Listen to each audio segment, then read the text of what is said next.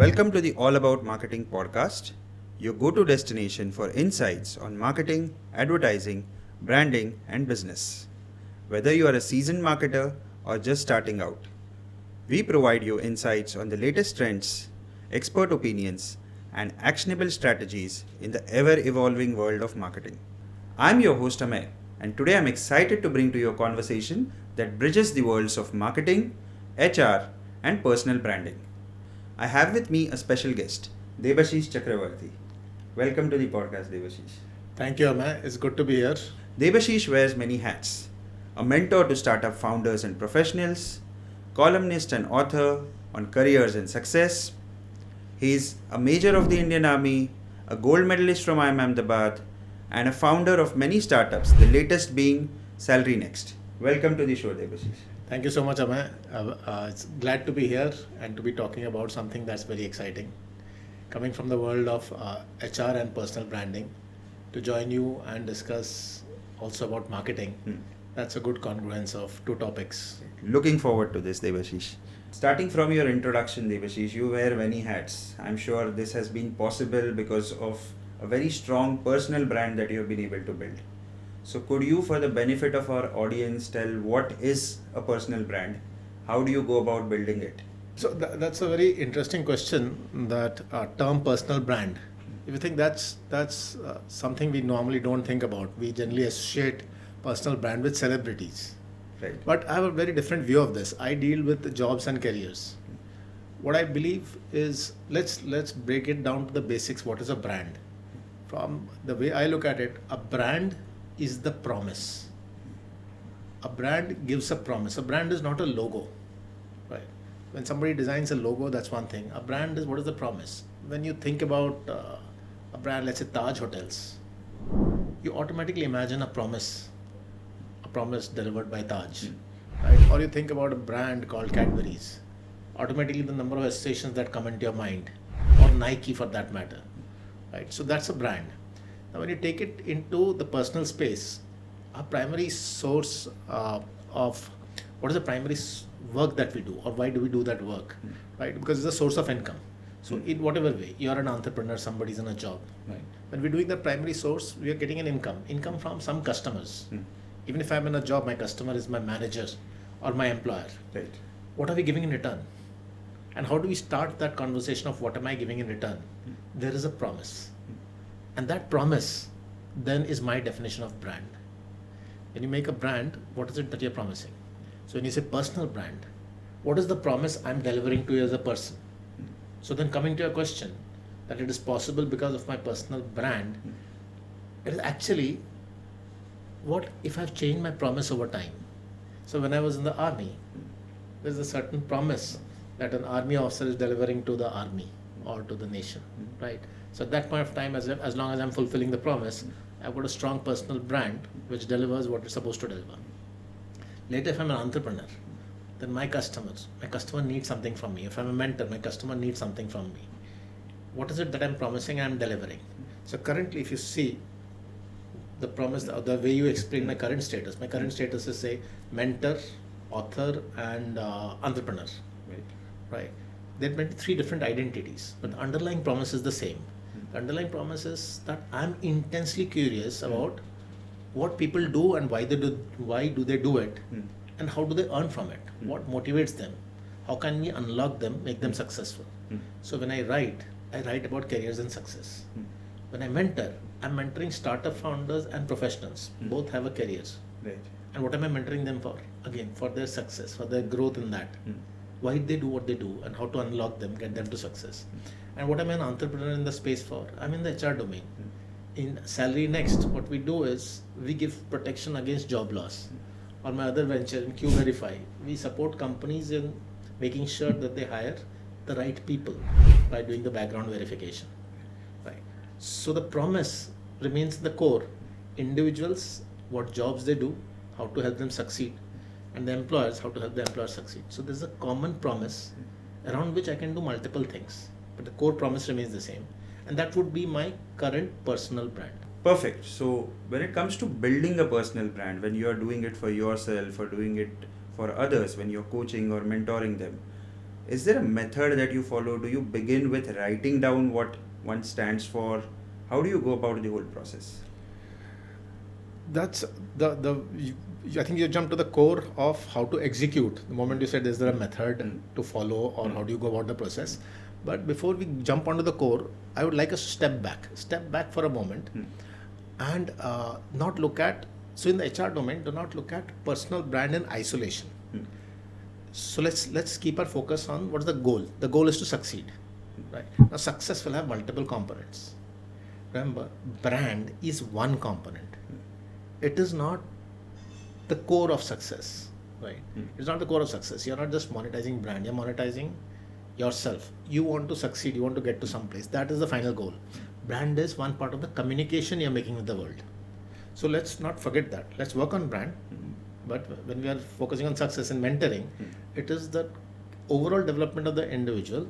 And in one piece of that is, okay, now that we are growing, how do we communicate this and engage the world and lock in that growth? Right. So we come to that piece, that's the brand. Okay. You have to keep growing. There is absolutely no point in completely giving a focus to the brand, but not being able to deliver anything or growing internally, right? You're just giving a promise, but you're not able to deliver. Make sure of the delivery, and then let's work on that promise. So how do we work on that brand promise? We'll come to the steps right at the very end. Okay. The core of personal branding would be intention. So the interesting part is, let's say you're from marketing, so you would be thinking about brands because that's part of what you do on a daily basis. Right. And when you think about brands of various companies or customers and clients, you would think about a personal brand. But most people do not come from a marketing domain, and they may not think of a brand. Do I have a brand? And they may say, hey, no, I don't have a brand. I'm no one. I'm nobody. But that's not true. Every person has a brand. That's the reputation. That's a reputation is a very the easy way of saying this is a reputation. It's a very the easiest way of putting it is you have a reputation. So does everybody have a reputation? Of course. But brand, let's make it larger. The brand is a concept and reputation is a large part of that. Let's make it larger. You have a brand. Suppose you are somebody in office whom nobody notices. Whether you come in, you're very quiet. You just do your work and you go away. People don't realize you're in office. People don't realize you're out of office. Hey, that's your brand. You're a nobody. That's also a brand. Being a nobody is also a brand. Now you're a person who's, let's say, whenever you deliver any output, your manager has to correct it and your supervisor has to correct it. You got a brand. Unreliable. When you submit something, are there mistakes in that? You got a brand. Whenever there's a meeting, you're always present on time. You've never been late. Boom. That's a brand. Right. So whatever you're doing, your brand is getting created on a daily basis. The point is this brand serving you? Maybe it's serving you, maybe it's not serving you. Maybe if you're a nobody, it's not serving you at all. Nobody in the market knows what you do or what you deliver and what are you doing in office and why should you be promoted. It's not serving you at all. So that means brand is about intentionality. So the first part of when you want to make your personal brand, the first thing is think. What do I intend it to be? What do I want out in the world? What is the promise I want to give to the world so that promise serves my needs? That promise, and when I deliver it, it serves my needs. So that's the first step. How do we go about thinking about it? Have you given it some thought? Sit down, give it some thought. What do you do? What is it that you're promising the world? And then the question comes, who is the world? Do I go delivering the same promise to everyone? Am I an entrepreneur to my family members? Maybe not. I'm somebody else to my family members. Am I an author when I'm sitting down with friends? No, absolutely not. I might be somebody else. So who? So first question is, when you start thinking, now thinking also, let's put a structure around it. Let's put a three-step structure to thinking. Let's start thinking about your personal brand. That's the first step. And then your journey starts. Right. The first step being, and we are going on the journey of intention. The first step being, who is it that I want to make that promise to? Right. Second step is, what do I want to promise? And third is, so what? So what means, what is the impact it will have on me, on the world? So let's say if somebody comes to work for you, you're a marketing company. The person who's coming to work for you maybe is in search engine optimization or is a digital marketer. The question is, who is it that I want to make a promise to? So that person might think, either I want to make a promise to a marketing company where I'll serve multiple clients, or I want to work in the marketing department of one company. So these are the two sets of people I want to make a promise to. What do I want to promise? That this is what I deliver. This is the kind of efficiency or the outcomes or the impact I'll deliver with my work. I'm search engine optimization, right? And third is, so how will it impact me? So how will it impact me means if I do this, then I'll get this kind of job, then this kind of responsibilities, then what skills will I add, then what opportunities will open up. You think about this, and then you come to the core promise, to whom you want to give it to, and what you want out of it. That's the way you start thinking about it. Wow. And then we can go forward on that.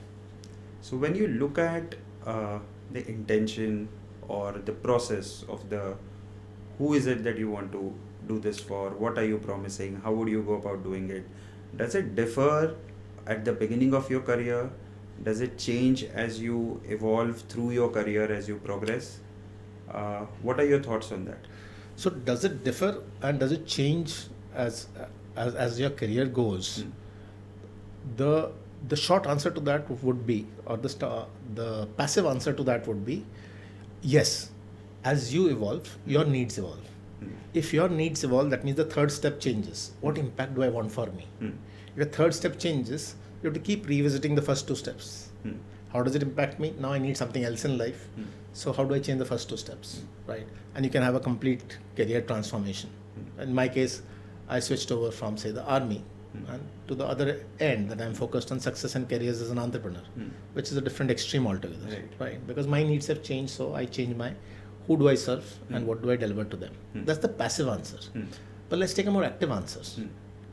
What you decide today, that is what matters. How does it matter where you come from? It just, why do you want to carry that baggage of where you come from? Why not make a fresh decision today? What impact do you want in your life? Who do you want to serve and what do you want to promise? How does it matter what you promised yesterday? Start from today and then take it forward. But of course, if you decide to change a brand on an everyday basis, it's going to confuse people. It's going to confuse people. There's no compounding effect. You want your brand to work 24/7 when you're asleep. You want your brand working for you and delivering results for you. Doesn't matter whether you're involved on a daily basis or not. Your reputation should spread far and wide. So your brand should take your message and carry it to the world, even when you're not working. So you put in that thought, create a brand and you let it out in the world and let it carry through. So don't change it often, but nothing stops you from discovering and creating a brand today and then building on it. For someone who is watching this right now and thinking, okay, I want to start working on my personal brand today, what would you say would be the right approach to take? Yeah, for someone who's watching this show and you have decided to get onto this journey of developing a personal brand, that's an excellent decision you have taken today. And this is going to have a huge impact on your career. If you're going to take this journey, then what are the steps that you need or what are the actions that you need to do? So let's keep it simple. Just remember one word, the word brand. Brand. Right? Brand, yes. And let's break it up. Like brand is the 5 letters B-R-A-N-D. So the first letter B stands for build. Build is what we just discussed. Right now, sit down, think it through.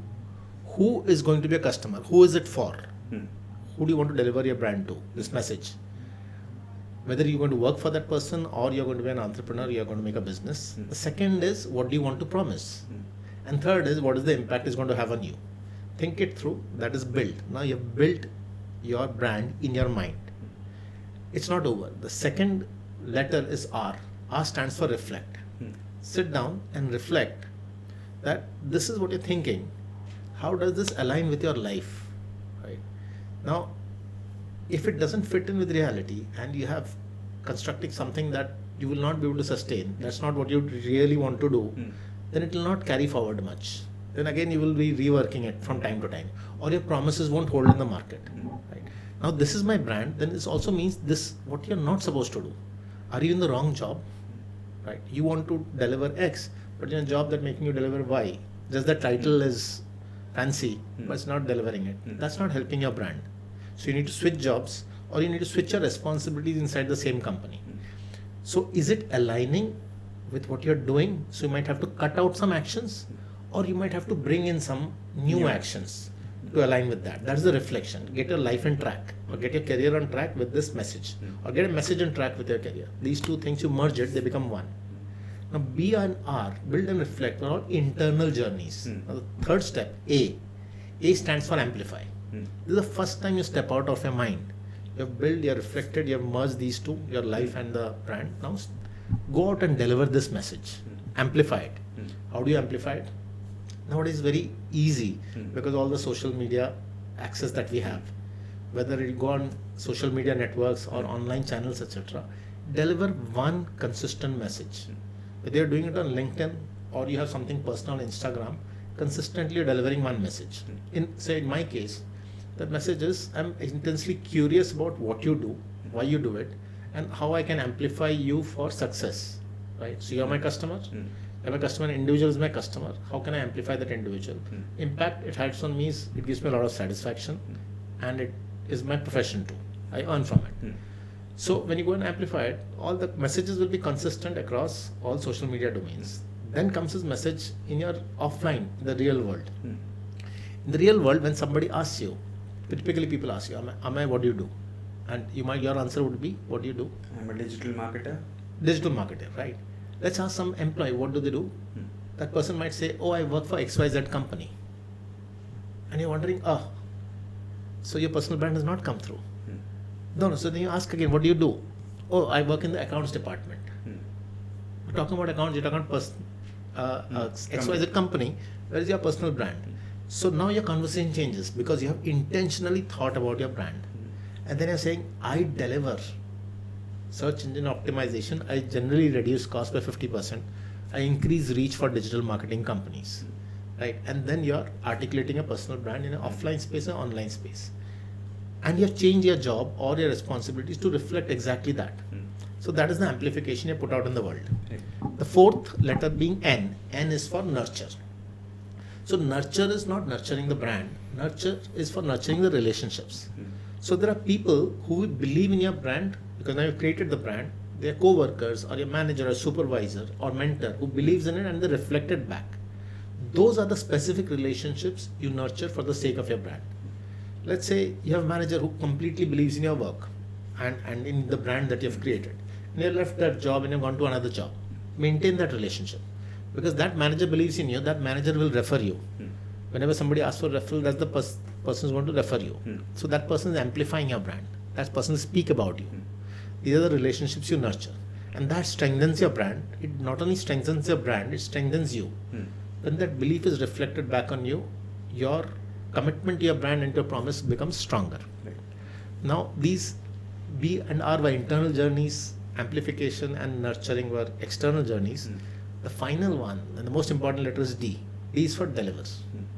You have been promising stuff in BRAN, now D is delivers. That's why when I said that professionals, the branding is one part of your growth. To unlock growth, you have to be adept at delivery, get better at delivery, and you have to deliver. How are you going to deliver so that your promise holds, it is authentic, people can trust your promise, and then your brand multiplies. And your brand works even when you're not working, even when you're sleeping, your brand is working for you. So that's what the 5 steps. So that's your personal brand. Build, reflect, amplify, nurture, and most importantly, deliver. Perfect. Right? Fantastic. So that works great for a person, I'm sure. But when it comes to companies and on a recruiter side, startups or even established companies need to have a brand that they stand for. So how do you build a good recruiter brand? What are the examples that you have come across? Yes, so now we are looking at the other side of the equation, right? From the company side. Company side means we are talking specifically about employees. So a company that wants to hire employees, how does the branding equation work? So the branding equation, then we are talking about something called as the employer brand. And if you see on all across media, etc., there's a lot of conversation on employer brands, right? And so I'm very glad we dealt with the topic of personal brands because there's very little conversation on that, how to help the individual. Right. So in the corporate front, the conversation on employer brands, and people like to talk a lot about their brands on, say, social media and talk about how we won awards or how we raised X amount of funding, etc. These are the conversations on social media. Right. But that does not actually create an employer brand, right? That's just by announcing, you know what, we hit a new milestone. We raised another 100 rupees in funding, or we reached 100 rupees in revenue, which is all great, which is good for the investors and the shareholders. But you're attracting employees. How do you go about doing that? So again, do it with intentionality. Like we decided for the personal thing, have a clear intention. Now, if you're a person who is a startup founder, or you are creating an employer brand because one of your responsibilities is to make sure that you have great employees being hired by a company. Maybe you're in HR or you're a CXO, whatever. Then again, let's look at it. Take simple 5 steps. And the 5 steps, if you want to remember those 5 steps, then I will use the word image. Image. IMAGE. Image, right? Use this acronym to remember what you need to do. The first letter is I. I is for inspire. Now, inspire, think about the environment at your workplace. When we think about employer brand, just by attracting employees to walk into your door for an interview is not sustainable. Those people need to join when you make them offer, they need to join, they need to stay with your company and not turn up for work the next day. So the most important thing is the environment in your office. Is that environment something that's inspiring the people who work there? Inspiring them so that they feel like coming to office, feel like working there, feel like engaging with their colleagues and team members, and feel like giving the kind of results that your company stands for. Maybe it stands for innovation or growth. So the first letter stands, I is for inspire. Give that your biggest amount of thought. What is the environment that's in office, and does it inspire people? Right. Get that worked on and sorted. It's not somebody, if you're an HR, you cannot do it on your own, right? Or you're a founder, without your key managers be working on it, you cannot change the environment. Get them together, change that. Then M would stand for maintain. When I say maintain, we are talking about communication. So maintain transparent communication and consistent in all formats, right? So whatever your communication is, now you have created an environment. What is the communication you want for your employer brand? Now you keep it transparent and consistent. So whether you're communicating in a town hall or HR is sending a mail, or so let's say you've got a leave policy, right? And you want people should take leave, right? Because it refreshes them and you've seen it impacts productivity.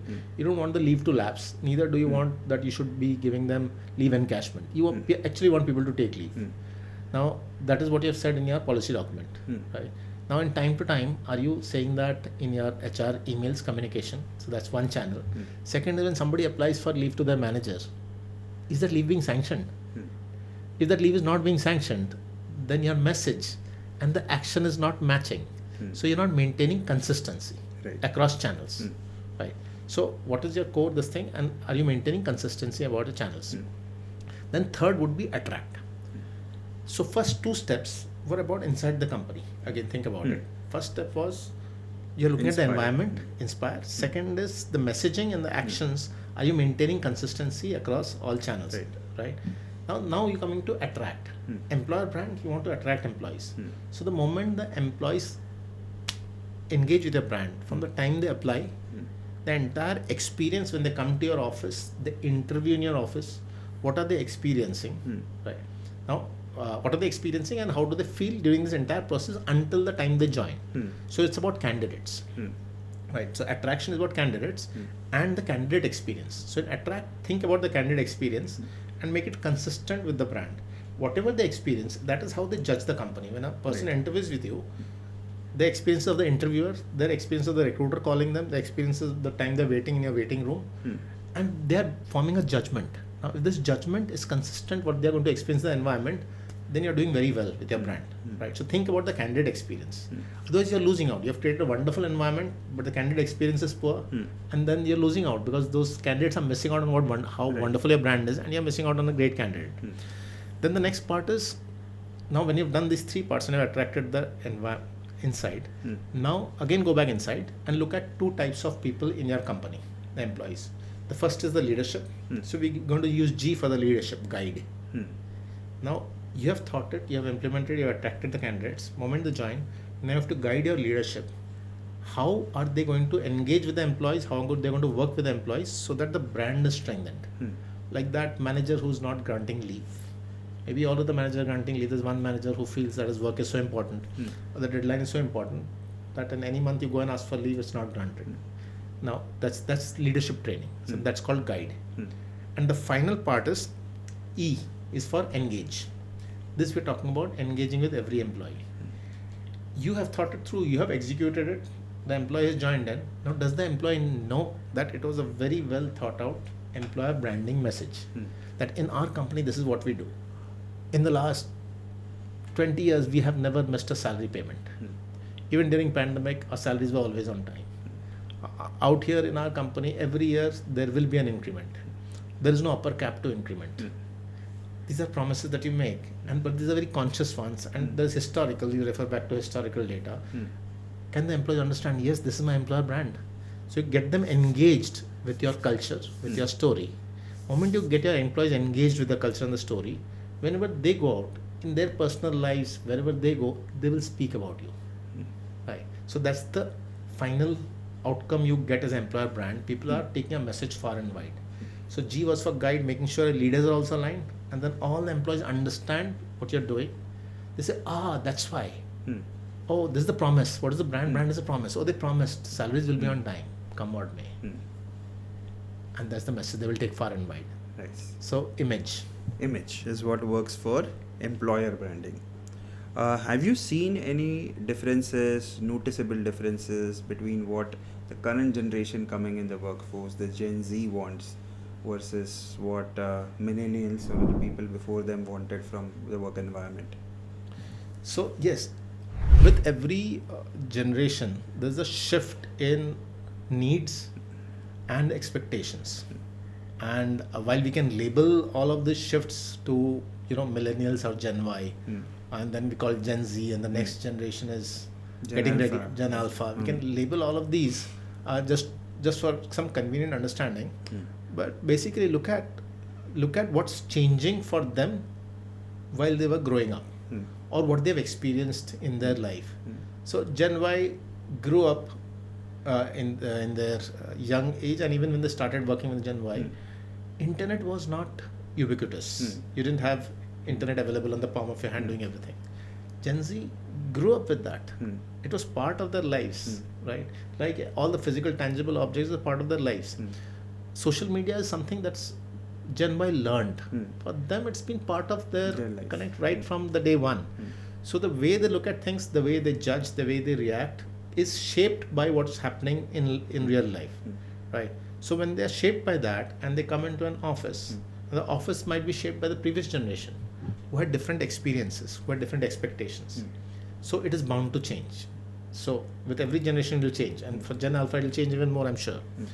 Now what has changed, let's say with this current generation, which we are calling Gen Z as a matter of convenience, what has changed with them is that they are used to people talking about themselves and talking a lot about themselves, and social media is filled with people talking about themselves, right? People just talking about themselves. So a lot of communication around self-marketing, self-promotion. So self-promotion is what is taken over all the social media, right? Now there's the word self-promotion and the word brand. And what would be the difference between the two? Self-promotion, I'm just talking about myself. Oh, I'm such a wonderful person. What is the brand? Brand is the promise I'm making you. That when you engage with Devashish, this is what's going to get delivered. Whether I speak about it or not, the brand has reached you. So brand is far superior or larger. So what is Gen Z expecting, or this current generation is expecting? They are used to so much of self-promotion that they start valuing authenticity. Now comes the term authenticity. What is authenticity? I see authenticity essentially is, this person walks the talk. He says it like he does it. Or basically his promise holds. He never said, or she never said that they're going to deliver. Why? They were very blunt about it. This is what they know. They don't know English. Like you have a lot of influencers, right?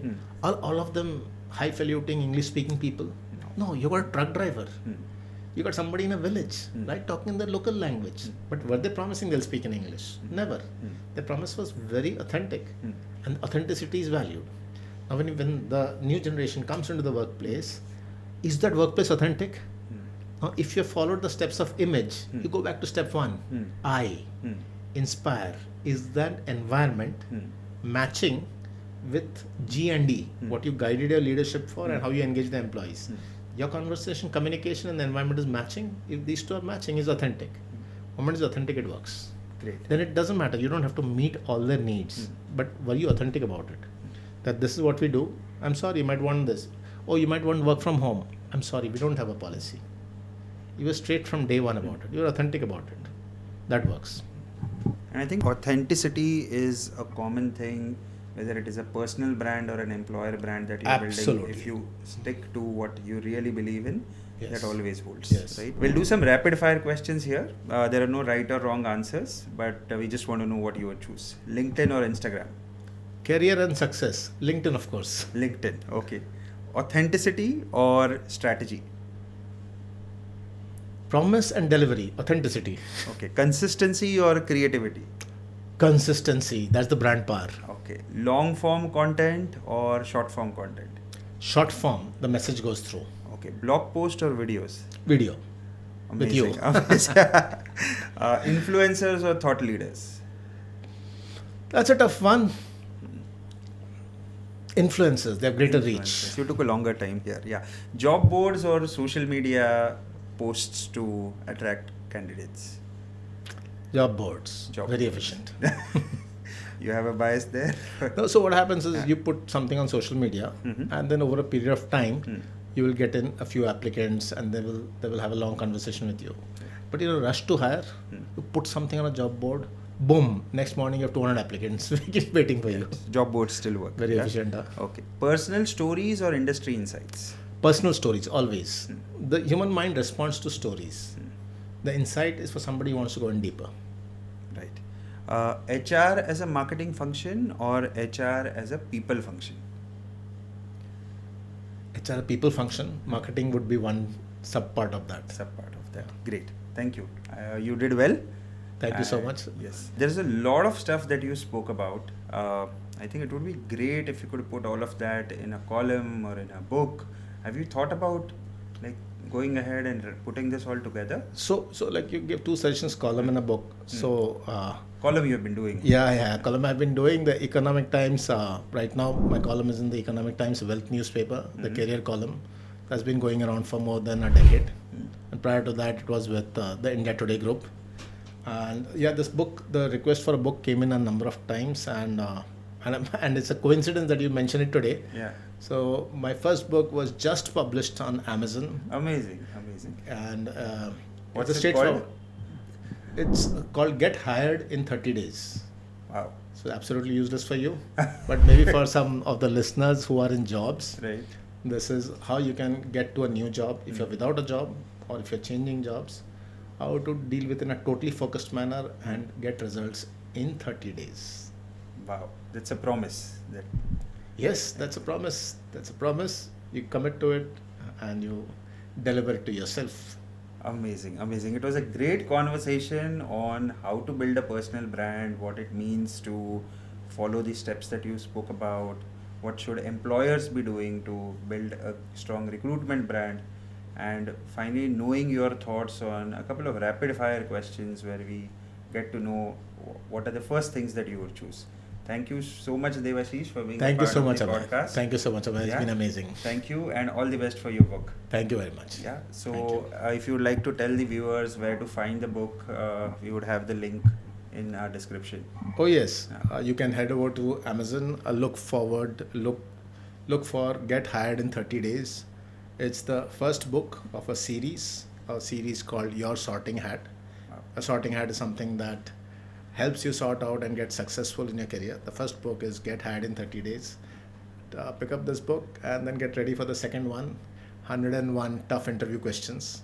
Then go and crack every single interview, whether it is for an academic course or for a job. Never miss out on any interview. Amazing. And look forward to that. Thank you. Thank you so much. Yeah. Thank you. Please follow our channel for more such exciting content, amazing conversations, great insights, all about marketing on Instagram, on YouTube, and you can also check us out on LinkedIn. Thank you.